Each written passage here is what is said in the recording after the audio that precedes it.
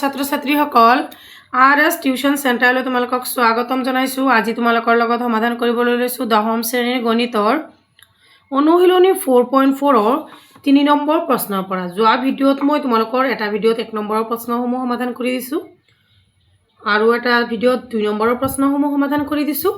আজি লৈ আহিছোঁ 3 নম্বৰ প্ৰশ্নসমূহৰ পৰা গোটেইখিনি সমাধান কৰি দিম।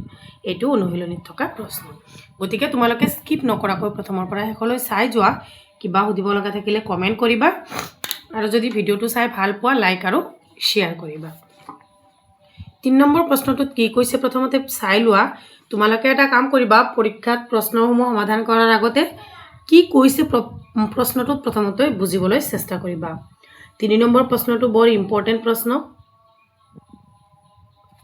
প্ৰস্থতকৈ দিশ দুগুণ হোৱাকৈ এখন আয়তাকাৰ বাগিচাৰ চানেকি প্ৰস্তুত কৰাটো সম্ভৱ হ'বনে? কি বুলি কৈছে যে প্ৰস্থতকৈ দিশ দুগুণ হোৱাকৈ, মানে প্ৰস্থতকৈ দিশ দুগুণ বেছি মানে হোৱাকৈ কৈছে আমৰ বাগিচাৰ চানেকি প্ৰস্তুত কৰাটো সম্ভৱ হ'ব নেকি? যদি ইয়াৰ কালি কিমান হয় 800 বৰ্গমিটাৰ হয়। যদি সম্ভৱ ইয়াৰ দিশ আৰু প্ৰস্থ উলিওৱা। এতিয়া আয়তাকাৰ বুলি কৈছে, গতিকে আমি নিশ্চয় আমি সকলোৱে জানো যে আয়তৰ কালি কি দিশ পূৰণ প্ৰস্থ হয়নে? এইবিলাক সৰু সুৰা বস্তু আমি জানিব লাগিব, যিহেতু আমি এইবাৰ HSLC দিম। গতিকে চোৱা প্ৰথমতে প্ৰশ্নটো 1 নম্বৰ প্ৰশ্নটো সমাধান কৰি লওঁ। 3 নম্বৰ প্ৰশ্নটো প্ৰথমতে সমাধান কৰি লওঁ। আজিৰ ভিডিঅ'টোৰ মানে প্ৰথমটো প্ৰশ্ন প্ৰথমতে সমাধান বুলি লিখিবা, তাৰপিছত ধৰা হ'ল প্ৰশ্নত যেনেকৈ কৈছে আমি সেনেকৈ ল'ম আয়তাকাৰ বাগিচাৰ প্ৰস্থ।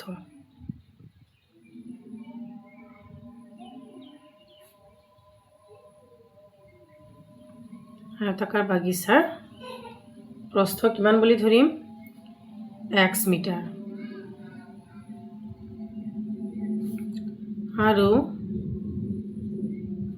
আয়তাকাৰ বাগিচাৰ কালি দিশ, আয়তাকাৰ বাগিচাৰ দিশ কিমান বুলি কৈছে? দুগুণ হোৱাকৈ হয়নে? ইমান মিটাৰ, 2x মিটাৰ।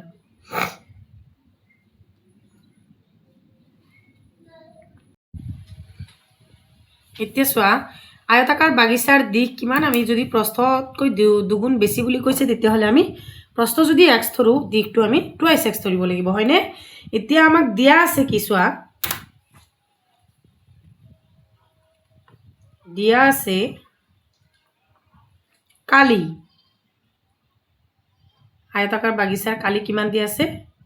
800 বৰ্গমিটাৰ, মানে মিটাৰ স্কুৱেৰ হয়নে? বৰ্গমিটাৰ আৰু মিটাৰ স্কুৱেৰ একেই, তোমালোকে যেনেকৈ লিখা তোমালোকৰ সুবিধাৰ্থে। এতিয়া চোৱা দিশ পূৰণ কালি কি? দিশ পূৰণ প্ৰস্থ নহয় জানো হয়নে? মই অলপ আগতে প্ৰথমতে কৈ লৈছোঁ। এতিয়া চোৱা দিশ আমি কিমান পাইছোঁ? 2x into x is equal to 800। 2x into x মানে কি? 2x square is equal to 800। 2টো এইফালে ইনটু হৈ আছে, সেইফালে লৈ গ'লে কি হ'ব? ডিভাইড হ'ব হয়নে? ডিভাইড হ'ব, গতিকে আমি 2ৰে এইটোক 4 বাৰ কাটিব পাৰিম, 2টা শূন্য থাকি যাব। এক্সে উলিয়াব লাগে আমি, x স্কুৱেৰটো এইফালে লৈ যাম, প্লাছ মাইনাছ 400 হ'ব।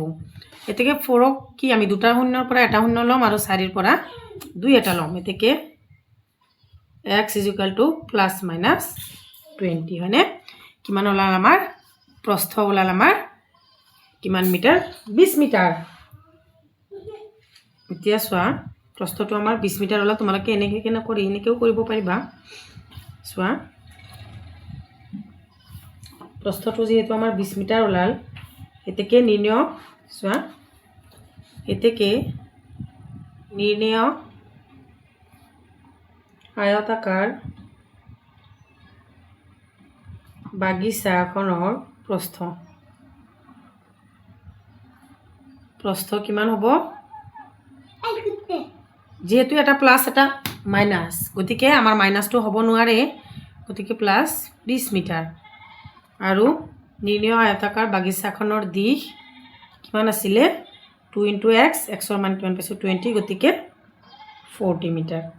ঠিকে আছে, এইখিনি লৈ হয়নে তোমালোকে যদি এনেকৈ নকৰা বেলেগকেও কৰিব পাৰা কিন্তু তোমালোকক মই একেবাৰে শ্বৰ্ট কৰি দিছোঁ বুজিছানে শ্বৰ্টকাট কৰি দিছোঁ এনেকৈ কৰিলে তোমালোকৰ নম্বৰ ফুল নম্বৰ পাবা বুজিছা তাৰপিছত 4 নম্বৰ প্ৰশ্নটো চোৱা কি দিছে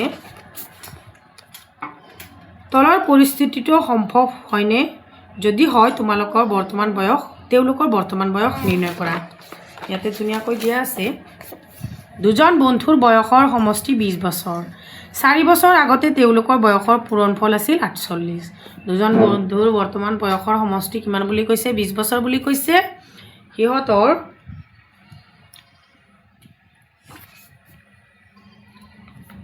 সিহঁতৰ কি 4 বছৰ আগতে তেওঁলোকৰ বয়সৰ পূৰণফল 48 বছৰ বুলি কৈছে গতিকে আমি উলিয়াব লাগে ধুনীয়াকৈ সমাধান কৰিম চাবা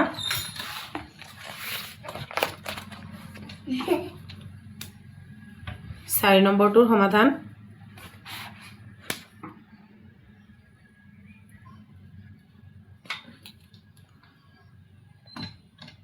4 নম্বৰটোৰ সমাধান প্ৰথমতে সমাধান বুলি লিখি ল'বা তাৰপিছত ধৰা হ'ল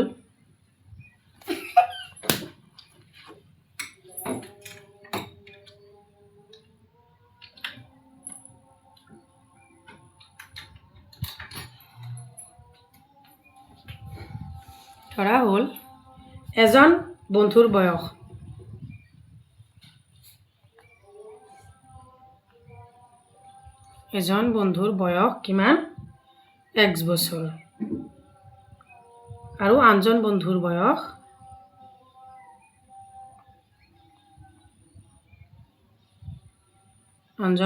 বয়স কিমান বছৰ 20 বছৰ আগৰ বুলি কৈছে x বছৰ হয়নে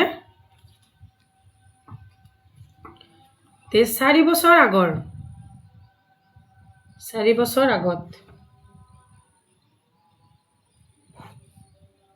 এজন বন্ধুৰ বয়স কিমান হ'ব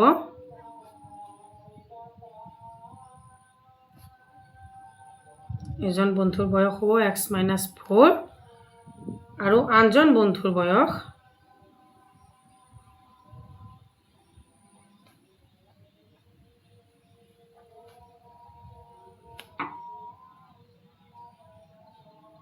কিমান 20 - x - 4 গতিকে 20ৰ পৰা 4 গ'লে 16 - x হয়নে প্ৰশ্ন মতে কি কৈছে চোৱা এইখিনি তোমালোকে উঠাই ল'বা মই বেলেগ পেজত কৰিছোঁ ইয়াতে পেজ নাই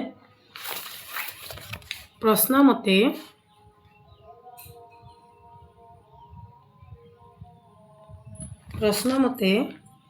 x - 4 16 - x = 14 এই এক্সেৰে আমি এই গোটেইখিনিক এবাৰ পূৰণ কৰিম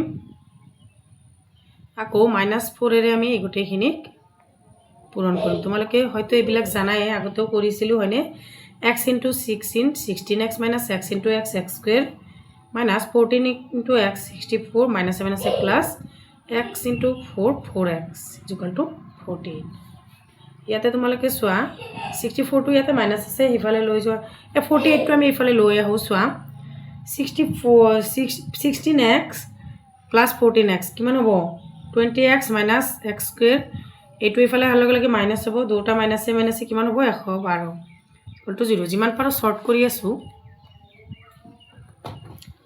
ইয়াত চোৱা x স্কয়াৰটো আমি আগত আনিব লাগিব এটোৰ আগত মাইনাছ আছে মানে আমি প্লাস কৰিব গলে বাকি কেটাৰ আগত প্লাসৰ আগত মাইনাছ দিব লাগিব বুজিছানে আৰু মাইনাছৰ আগত প্লাস দিব লাগিব ইয়াতে চোৱা মই একেবাৰে শৰ্টকাট কৰি আছো হা a = 1 b = -20 c = 112 হয়নে এতিয়া চোৱা b² - 4ac = 0 ইয়াতে b² মানে হৈছে -20² -4a মানে হৈছে 1 c মানে হৈছে 112 = 0 b² কিমান -2 উঠি যাব 4 দুটা 0 আহিব মাইনাস 2 4 গুণ 8 4 গুণ 4 4 গুণ 4 গতিকে 4 ৰ পৰা 448 গলে কিমান থাকিব -48 থাকিব হয়নে যেটো আমাৰ 0 তকৈ সৰু ইয়াত কোনো ধৰণৰ কি বাস্তৱ মূল নাই লিখি দিবা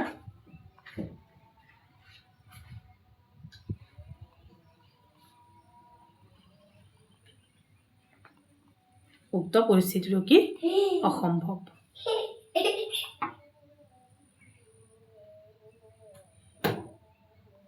উক্ত পৰিস্থিতিটো অসম্ভৱ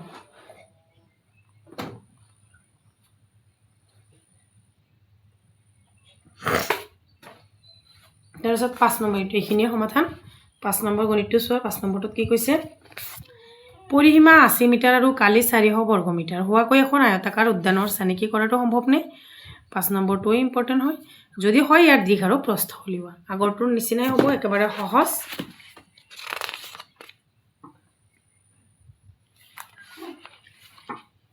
5 নম্বৰটোৰ সমাধান ধৰা হ'ল চানেকিখনৰ দিশ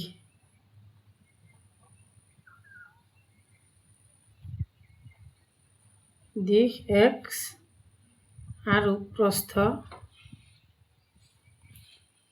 মানে কি কালিক আমি কি কৰিম দিশেৰে হৰণ কৰিলে আমাৰ প্ৰস্থটো ওলাই যাব হয়নে গতিকে 400ক আমি x ৰে হৰণ কৰিম তেতিয়া আমাৰ কালিটো ওলাই পৰিব তে চোৱা প্ৰশ্নমতে কি প্ৰশ্নমতে পৰিসীমাৰ সূত্ৰটো কি আছিলে আগৰটো আছিলে দিশ এতিয়া হৈছে পৰিসীমা 80 মিটাৰ বুলি কৈছে হয়নে পৰিসীমা হৈছে আয়তৰ পৰিসীমা হৈছে 2 * দিশ যোগ প্ৰস্থ এটো হৈছে আয়তৰ পৰিসীমাৰ সূত্র গতিকে 2 * দিশ কিমান পাইছো x + 400/x = 80 এই 2টো এইফালে পূৰণ হৈ আছে সেইফালে যোৱাৰ লগে লগে হৰণ হ'ব 400/x = 80ক আমি 2 ৰে হৰণ কৰিলে কিমান পাম 40 হয়নে ঠিক ইয়াত আমি x এটা লহাগু ল'ব লাগিব ললে ইয়াতে হ'ব x² + 400 = 40 x টো ইফালে হৰণ হৈ আছে সেইফালে যোৱাৰ লগে লগে কি হ'ব পূৰণ হৈ যাব হয়নে 40x হ'ব এতেকে এইটো আমি ইফালে লৈ আহিম কিমান হ'ব চোৱা এইটো আমি ইফালে লৈ আহিম ইয়াতে হ'ব x² - 40x + 400 ইয়াতে চোৱাচোন ax² + bx + c = 0 হৈছে নে নাই চোৱাচোন ইয়াতে হৈছে নে নাই এটো হৈছে নে নাই চোৱা হৈছে হয়নে এতিয়া চোৱা ইয়াৰ পৰা আমি কি কৰিব লাগিব abc টো উলিয়াই ল'ব লাগিব ইয়াত a = 1 b = -40 c = 400 এতেকে b² - 4ac = 0 ইয়াত চোৱা b² মানে হৈছে -4 স্কয়ার -4a মানে 1 c মানে 400 গতিকে ইয়াতো 1600 হ'ব মাইনাস ইয়াতো 1600 হ'ব গতিকে কিমান হ'ব 0 হয়নে ইয়াত দুটা সমান বাস্তৱ মূল আছে গতিকে আমাৰ পৰিস্থিতিটো কি হ'ব সম্ভৱ হ'ব এতিয়া চোৱা এতিয়া x² - 40x + 400 = 0 এইটো আমি সমীকৰণটো সমাধান কৰিব লাগিব 40 ক আমি ভাঙিব লাগিব ভাঙি 400 বনাব লাগিব গতিকে আমি কৰিম 20x - 20x + 400 = 0 x ৰাখিম x - 20 ইয়াতেও x - 20 বহাম ইয়াতে কি আছে 22 আছে গতিকে ইয়াতে প্লাস হৈ যাব দুটা আমাৰ একে হ'ব x - 20 আনটো হ'ব x - 20 গতিকে কি হ'ব এতেকে x - 20 = 0 or x - 20 = 0 x = 20 + 20 হ'ব ইয়াতো x = 20 ঠিকে আছে এতেকে এতেকে লিখা চানেকিখনৰ দিশ হ'ব 20 মিটাৰ আৰু চানেকিখনৰ প্ৰস্থ 400/20 হয়নে 2 × 4 গতিকে 20 মিটাৰ ঠিকে আছে এইখিনিয়ে আছিল এইটো গণিতৰ সমাধান। গতিকে 5 নম্বৰ গণিতলৈ আমি সমাধান কৰিলোঁ। এতিয়া কিতাপত MCQখিনি দিয়া আছে, এইখিনি চোৱা, এটা ভিডিঅ'তে গোটেইখিনি শেষ কৰি দিম। 6 নম্বৰটোত কি কৈছে, 9x² - 6x - 2 = 0 সমীকৰণটোৰ দুটা অদ্বিতীয় মূল আছে। এইটো তোমালোকে কৰি চাবা, মই কৰি চাইছোঁ। তোমালোকৰ কিমানখিনি ভিডিঅ'টো বহুত দীঘল হৈ যাব, নকৰি নিদিওঁ, বুজিছানে? তাৰপিছত ইয়াতে চোৱা, উল্লেখ কৰা সমীকৰণৰ সৈতে স্তম্ভত 2ত 1ৰ লগত 2ত মূল প্ৰকৃতি মিলোৱা। গতিকে এইখিনিও মই কৰি চাইছোঁ। এইটো তোমালোকৰ হ'ব 3 নম্বৰৰ লগত মিলিব, B2 Q মিলিব তোমালোকৰ 4 নম্বৰৰ লগত, R মিলিব তোমালোকৰ লগত 2 নম্বৰৰ লগত, আৰু S মিলিব 1 নম্বৰৰ লগত। ঠিক আছে? তোমালোকে যেতিয়া এইবিলাক পৰীক্ষাত গণিত কৰিব যাবা, যেতিয়া দুটা এটা মিলি যাব, গতিকে তোমালোকে অপশ্যনখিনিত চাবা কোনটোত শুদ্ধ। B নম্বৰ অপশ্যনটো শুদ্ধ। 8 নম্বৰটো চোৱা, তলৰ বিবৃতি দুটাৰ এটা উক্তি A আৰু আনটো R। ইয়াৰে তোমালোকে গোটেইখিনি পঢ়ি চাবা। ইয়াৰ শুদ্ধ আনচাৰটো হ'ব অপশ্যন A। ছাত্ৰ ছাত্ৰীসকল, তোমালোকে ভিডিঅ'টো চাই কেনেকুৱা পালা কমেণ্টত জনাবা। যদি ভিডিঅ'টো চাই ভাল পাইছা, লাইক এটা কৰিবলৈ নাপাহৰিবা। Thank you for ৱাটচিং।